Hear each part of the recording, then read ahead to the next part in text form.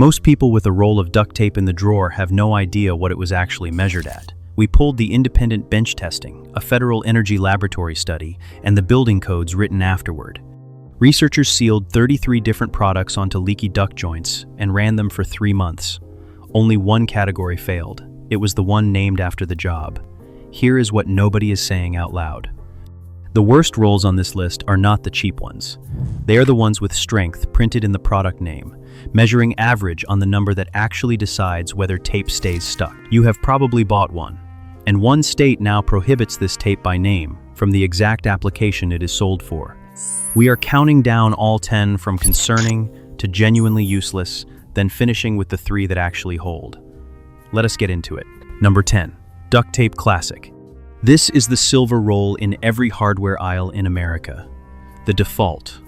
The one you buy without thinking about it, because it is the thing itself. 1 point before any of the numbers, because it decides how you should hear this entire video. Taped to a cardboard box in a closet, this roll will still be holding in 5 years. Nothing in this countdown is about that.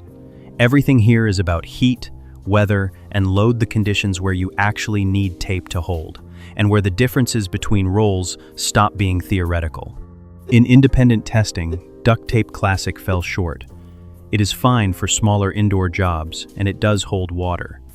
But the adhesive does not last, and it is not weather resistant. Here is what you were never given at the shelf. Duct tape is measured on 3 figures. Thickness in mils, which is simply how much material is there. Tensile strength in pounds per inch, which is what it takes to pull a strip apart lengthwise. And adhesion to steel in pounds per inch, which is what it takes to peel it back off a surface. Everything else printed on that roll is an adjective. Now the first test, and you can run it on a roll you already own. Tear a strip across. A properly built tape part's clean and straight, because the threads inside are woven tight and dense. A thin one splits lengthwise instead, and leaves you holding a ragged half-width tail. This is not a bad tape.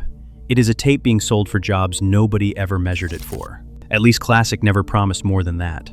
The next roll puts the promise directly in the product name. Number 9, Duct Max Strength. Number 8, IPG Anchor. 36 duct tape. Start with the max strength, because the name is doing the work. It is a heavier gauge than Classic, and to be fair, that is, real testers found it genuinely more durable and more weather resistant than the standard roll. Then they measured the adhesion. It came back average against the field. Here is the distinction nobody explains at the shelf, and it runs through the rest of this video. When a tape advertises strength, it is almost always talking about tensile, the force needed to pull a strip apart lengthwise. Adhesion is a completely separate measurement. It is the force needed to peel that strip back off a surface. Those 2 numbers are not related, and only one of them decides whether your repair is still there tomorrow, which means a tape can be genuinely strong and still let go. The strip stays intact. It simply stops being attached to anything. Number 8 is IPG Anchor 36 duct tape, and this one falls short on both counts. Testers rated it merely okay on stickiness and on durability, found it difficult to work with, and noted that its seal does not hold water in. Now, one thing worth planting here, because it comes back later. Duct is a SureTape brand. So is T-Rex. Same company, same factories, and as you will see, opposite ends of the measurement table. That tells you something important. The gap between a weak roll and a strong one is not a manufacturing limit. It is a product decision, made at a price point, by people who know exactly what both rolls measure. The number in the name is the one they chose to advertise. Those 2 are at least trying to be duct tape. The next 2 were engineered to do the opposite job. Number 7, 3M Clear Duct Tape. Number 6, the Gaffer Tapes, Permacell 665 and Pro Tape Pro Gaffer. The clear tape first, because its failure is the one you were warned about 2 minutes ago. Independent testers report the adhesive lifting away from the surface and the tape splitting into 2 halves when you try to tear a piece off the roll. That is exactly what the tear test predicts. Thin backing, loose weave, and a strip that comes apart in your hands before it ever reaches the repair. Number 6 is Stranger, because these are genuinely well-made tapes doing exactly what they were built to do. Permacell 665 and Pro Tape Pro Gaffer. Both measure 12 mil thick, with tensile strengths of 45 and 48 pounds per inch. Respectable figures. Nothing wrong there. Then look at the adhesion. 60 pounds per inch, each. The strongest tape in that same test measured 112. Here is why, and it is the whole entry. Gaffer tape is engineered to let go. A film crew tapes cable across a rented hardwood floor at 7 in the morning and pulls every strip up the same night without leaving residue or lifting finish. Low adhesion is not a defect in that product. It is the entire reason it exists, and people pay a premium for it. To be completely fair to the category, Permacell 672 posted the highest tensile figure in the entire tested group, 65 pounds per inch, above every duct tape in the comparison. These are not bad tapes. They are correctly built for a job that is not yours. 2 rolls, same shelf, same matte cloth look, opposite design intent, and nothing printed on either one tells you which is which. Those 2 failed by design. The next 2 failed on measurement while carrying the names contractors trust most. Number 5, SureTape PC, 628. Number 4, Nashua, 357. These are the rolls on the supply house shelf. Not the consumer aisle, not the display by the register, the professional counter where the contractors buy. SureTape PC, 628, measures 12 mil thick, 46 pounds per inch tensile, 50 pounds per inch adhesion to steel. Nashua, 357 measures, 13 mil, 43 pounds per inch tensile, and 50 adhesion.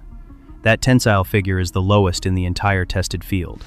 Now set those beside the top of the same table, measured on the same bench, in the same units. 17 to 18 mil thick. Adhesion between 110 and 112. These 2 rolls are running at under half the holding power of the leaders, not 10% behind. Half. One thing worth saying clearly in Nashua's favor, because the tester said it himself. He moved the 357 up in his own rankings, specifically because it is easy to find and does a respectable job. Availability is a genuine advantage. A tape you can buy at 4 in the afternoon on a job site beats a stronger tape that arrives Thursday. And nobody chose either of these badly. That is the part worth sitting with. These are the rolls the trade reaches for by habit, in a building where nobody prints the numbers either. The supply house counter is no more informative than the hardware aisle. It just feels like it should be. Familiar is not the same as measured. If you have made it this far, you are halfway. Everything so far has been tape that quietly underperforms. The back half is different. The next entry passed an official certification and failed anyway.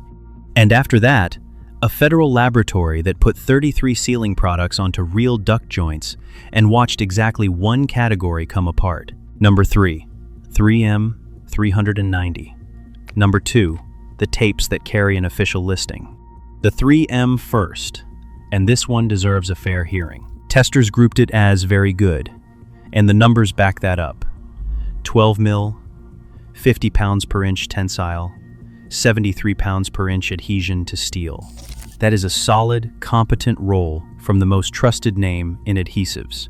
Now put 73 next to 112. That is roughly a third less holding power than the top of the same table, on a product most people reach for precisely because the logo means they do not have to think about it.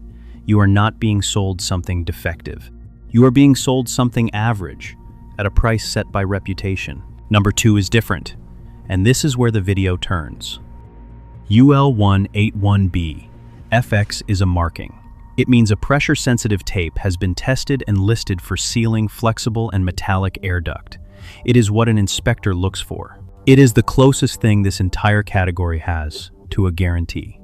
In laboratory durability testing, 4 tapes failed after 87 days. One of them was the UL181B FX listed tape. The failure mode is worth understanding because it explains everything on this list. Delamination. The backing shrinks faster than the adhesive or the reinforcing mesh underneath it, and the tape begins pulling itself apart from the inside. Then there is the sample that never made it into the apparatus at all. It was prepared for testing and set on a workbench in the laboratory. 1 week later, it had peeled itself off the joint, trying to return to its natural shape. You bought the roll with the certification printed on it. That is what the inspector asked for. A listing is a test the tape passed once. It is not a promise about year 3. Number 1, and it is not a brand. It is the entire category, doing the one job it is named for. In 1998, Max Sherman and Ian Walker at Lawrence Berkeley National Laboratory built a wall of joined ducts with deliberately leaking joints. Then they sealed each joint with a different product. 33 sealants, clear plastic tape, foil-backed tape, mastic, injected aerosol sealant, and many varieties of duct tape. 2 tests. A stress test that heated the ducts to 187 degrees. An aging test that pushed hot and cold air through them, switching every 5 minutes for up to 3 months. The failure line was drawn in advance, and it was generous. A sealant failed only if the joint started leaking 10% of what it had leaked before anyone sealed it. 10% of the original hole was still a pass. Of everything they tested, only duct tape failed. Only duct tape failed. It failed reliably, and often quite catastrophically. Across years of testing at that laboratory, the finding held: fabric-backed tapes with natural rubber adhesives fail more rapidly than every other duct sealant available. The suspected mechanism is simple. Heat degrades the glue, and a duct is a pipe full of heat. Then read what happened next in law. California Title 24 now states that joints and seams of duct systems shall not be sealed with cloth-back rubber adhesive duct tapes unless that tape is used in combination with mastic and drawbands. Read that sentence again with the product name in mind. The tape called duct tape is prohibited by name from sealing ducts. It is a superb tape. It is on the space station. It has held together race cars and lunar rovers and about 1 million things you have fixed in a hurry. It simply cannot do the one job it was named after. Now that you know what to avoid, here are the 3 that actually hold. Same bench, same 3 measurements, same units as every roll already named in this video.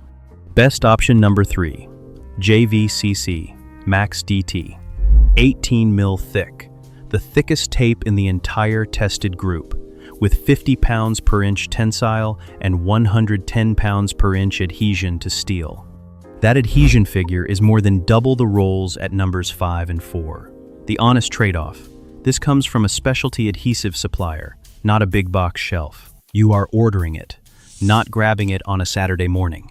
Best option number 2, T-Rex, 17 mil, 47 tensile, 110 adhesion. And in a separate independent roundup, a single piece of T-Rex brute force held over 200 pounds more than any other tape in that test. Now the payoff to what we planted earlier. T-Rex is a SureTape brand. So is Duct at numbers 10 and 9. Same company, same factories, opposite ends of the table. That gap was never a manufacturing limit. It was a decision about which roll gets the good adhesive.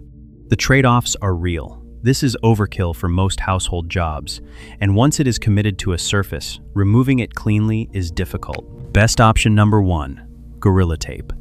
17 mil, 58 pounds per inch tensile, and 112 pounds per inch adhesion, top of both columns. Independent reviewers rated it highest on adhesion, seal, durability, and weather resistance together. The trade-offs: stated plainly, it is the most expensive of the 3, and at that thickness, it will not conform around a tight curve. One pattern is worth carrying out of this. Every tape on this good list measures 17 mil or thicker with adhesion above 110. Every tape on the avoid list measures 13 mil or thinner, with adhesion at 73 or below. Before you close this, here is the one rule worth keeping. It replaces this entire list. Buy the 3 numbers, not the adjective. Thickness in mils, tensile, strength in pounds per inch, adhesion to steel in pounds per inch. If a roll does not publish them, it is not competing on them. The rough thresholds come straight out of the table you just heard. 17 mil or thicker, adhesion above 100, and treat anything under 13 mil as an indoor tape, whatever the packaging says. Then run the 2 checks that cost nothing. Tear a strip across and watch whether it parts clean or splits lengthwise. Then stick a piece to something smooth and clean, leave it a full day, and pull it off. That is your adhesion test. and it will tell you more than the front of the package ever will. One rule stands apart from all of that. If you are sealing actual duct, cloth tape is the wrong product regardless of brand or price. Code calls for closure systems marked 181A, P, 181A, M, or 181A, H on fibrous glass, and 181B, FX or 181B, M, on flexible and metallic duct, foil. Oriented polypropylene, mastic, not cloth. Now weigh the cost. The spread between the weakest roll in this video and the strongest is a few dollars. A repair that has to be done twice is not. And notice what this whole category has in common. It is sold under a name that describes the one application it reliably fails at, while the three numbers that would let you compare any two rolls are printed on almost none of them. If this changed how you look at that drawer, send it to whoever is about to tape something they actually need to hold.